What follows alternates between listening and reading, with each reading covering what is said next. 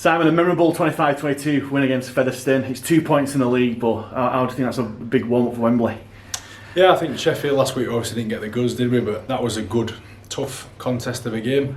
We managed to limit the bloopers this week, which meant we give ourselves a good chance of getting the points, and the boys did a good job of it. And good prep, good prep for Wembley. A couple of tough games back to back puts us in a good spot where we know what it's like now after today, especially going deep into a game where the championship rounds or whatever they'd say in boxing.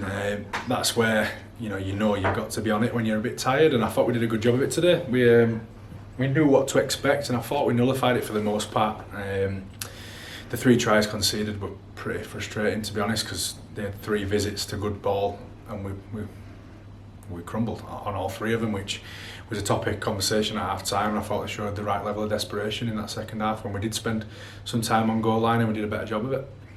James Burnall obviously going to get the headlines for his try and drop goal there, but it was a really good team performance from 1-17. Yeah, Woody was great. Woody's 90 odd kilos, does well to move around as well as he does at fullback at that sort of weight, but in the line he's a threat. He's got feet, he's a strong ball carrier. We just need to get him doing that a little bit more. I think we can get him touching the ball more, probably even more dangerous, aren't we? But yeah, you're right. 1-17, I thought we all had a really good go of it. I thought there was some big bits of the game. Adam O'Brien, they get a short kick off. Adam O'Brien hits, I think it was Lockwood, forcing the ball out. Crooksy comes in, recovers the ball, and there's little stuff like that which take a little bit of effort and a little bit of intent, and they go a long way towards the result. But yeah, across the board, I think they can all be pretty happy with the performances in that one, but we won't get carried away, of course. We've got a different competition coming this week and only a couple of days to prepare for it, so we'll switch our attention to that. But I will say though, I think I've said it on numerous occasions, we've kind of got away with it at times when we've lost them tight games, which arguably on some of them at least we should have come out the other side on.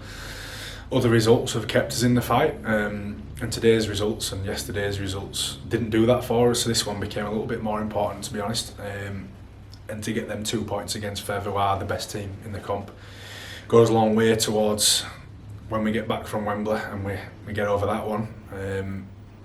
It keeps us in that fight, doesn't it? Close enough to do something. So yeah, really proud of the boys' effort and their stick at it mentality, really, because it's tough. We're expected to win every game, and although they do the best every game, you don't always get the goods. And yeah, we have been our own worst enemy at times, but it's never been for lack of trying. I do think our fans have got a team that they can be proud of on that front. And if we can do that this week, that'll give us a good chance against a very strong Batley team. You mentioned confidence the last few weeks. Obviously, we got quite a bit from beating London in the capital. Then we went to Sheffield and only just got beat from there. We've come against the runaway leaders of the league, beat them today.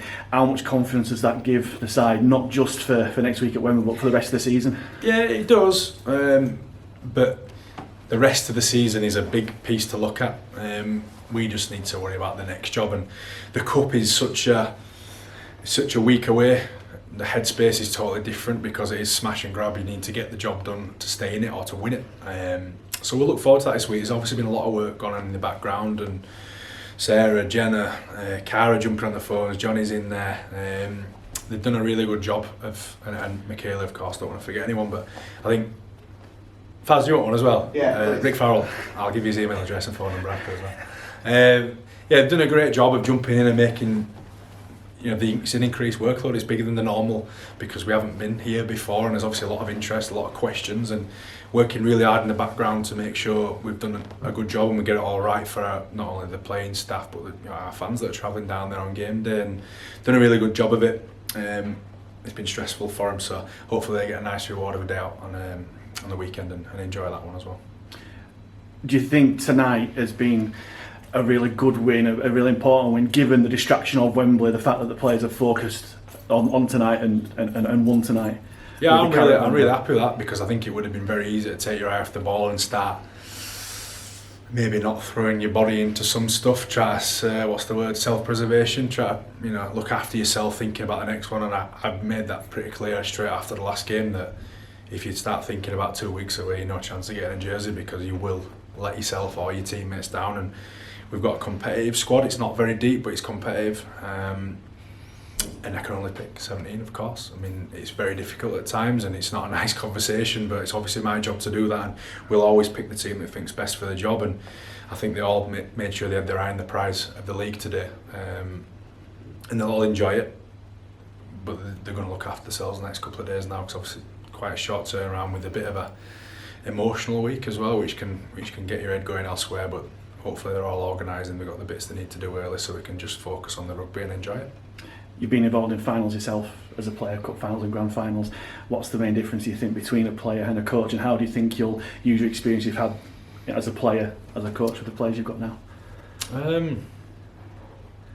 It's tough really, because like every game, it's like having a stranger hold your baby, I suppose, that it's in someone else's control on game day. It's not, you've done your bit in the week, prepare the best we can. That's why we try and do that as a staff, challenge each other to be the best prepared team, because once they cross the whitewash on a weekend, it's over to them.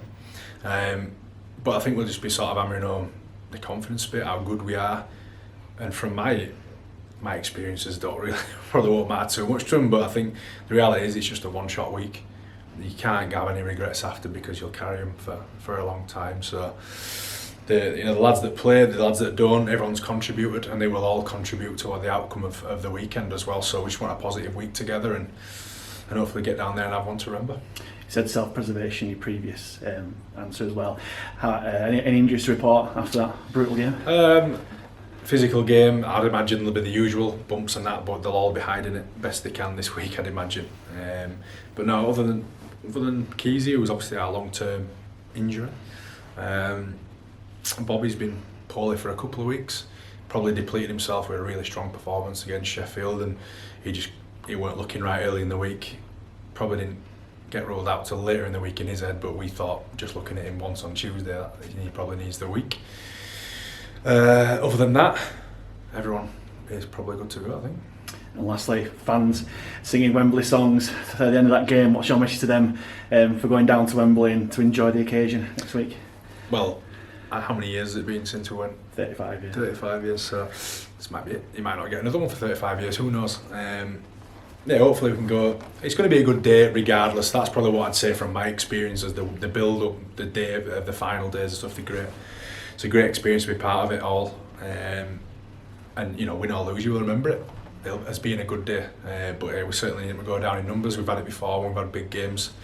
I think the biggest one we've had in my time over at Bolton, the semi against St Helens, we had 2,500, 3,000 people. I'm not sure, all from Halifax, who obviously don't come every week. So you're more than welcome to jump on and come and enjoy the weekend and cheer the boys on, because again, you've got a team in Halifax who give everything. Their effort's always great.